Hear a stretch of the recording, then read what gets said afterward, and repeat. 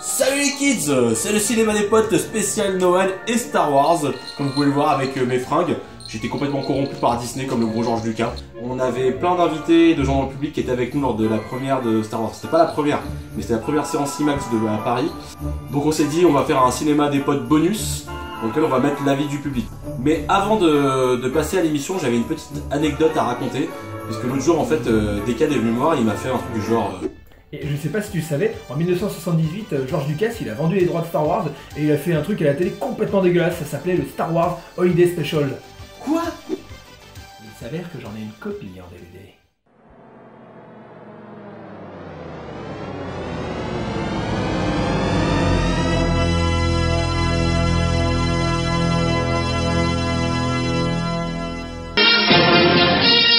Au temps de la guerre des étoiles. Faisons connaissance avec la famille de Chewbacca. Son épouse, Mala. Son frère, Itchy. Et son fils, Lumpy.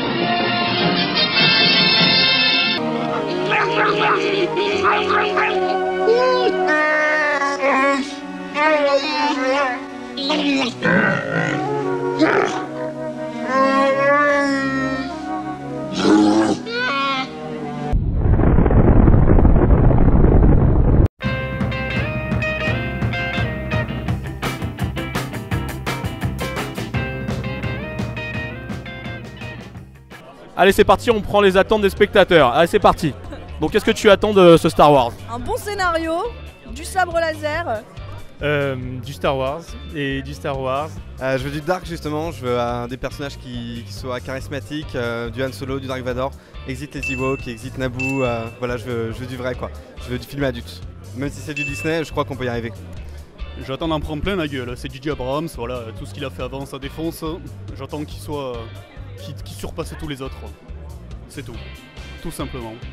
Bah, étant donné que c'est le premier Star Wars de Disney, j'attends à ce qu'il y ait des jolies chansons, quelque chose de digne d'Hakuna Matata ou de... Star Wars, pour nous tous, je pense, c'est toute une enfance. Et là, on va avoir un dénouement avec un autre œil, l'œil d'une personne qui est comme nous, donc fan, mais qui a aussi le talent de faire des grands films. Bon, c'est sympa, on a vu des gens qui étaient genre un peu fans et tout, mais là je suis avec Claudia, et Claudia c'est une vraie fan. Hop, regarde. Claudia, qu'est-ce que tu attends de ce film? Non mais c'est une blague. Tu m'as regardé là? J'aimerais bien aussi que ça pose les bases d'une nouvelle saga, que ce soit pas juste un film et qu'il s'inscrive dans un scénario qui va plus loin. Et donc pas forcément dévoiler tout l'intrigue dès le premier film, mais avoir une intrigue sur épisode 8 et 9 quoi. En fait j'ai surtout peur que ça fasse la même histoire mais avec des nouveaux personnages. Donc ce que j'attends surtout c'est un scénario qui nous en mette plein la vue et qu'on soit surpris. Tu aimes les grands sabres laser? Oui. Je le savais. Et qu'on sache enfin pour de vrai que Jar Jar Binks c'est le grand méchant. Et oui. Ok, imitation de Chewbacca. Pas mal, pas mal, pas mal. Je suis là parce que c'est une histoire de famille, j'attends la suite et je suis contente d'être là. Et il y a d'ailleurs toute ma famille qui va passer aujourd'hui. Voilà. Ok. Bon bah merci princesse Claudia et on se retrouve après pour les avis sur les films. Allez.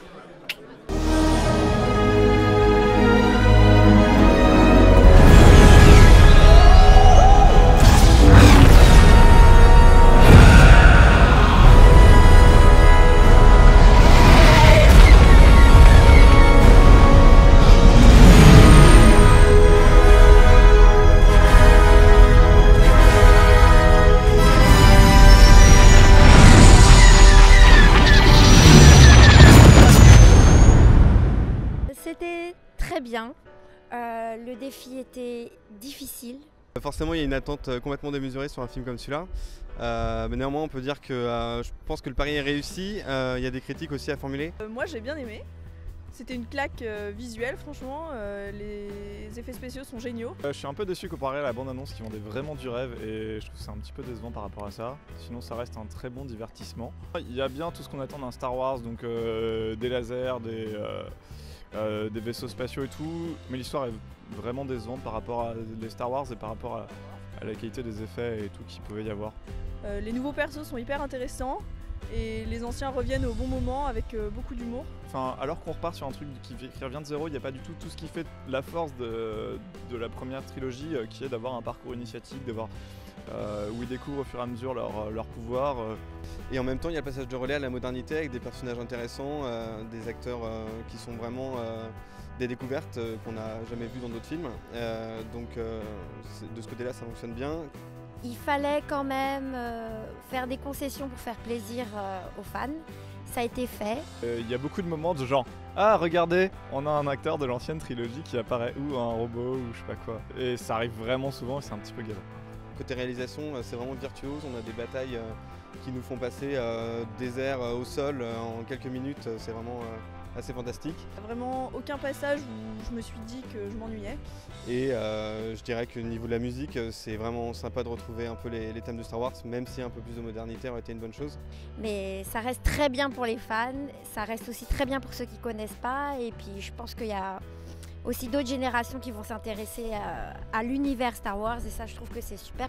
Après la seule critique ce serait au niveau du scénario, on sent qu'il y a quand même un vrai côté remake sur certains points où on retrouve la mythologie Star Wars mais en même temps on n'est pas obligé de refaire exactement la mythologie Star Wars point par point et il faudrait peut-être dans le reste de la saga s'en éloigner.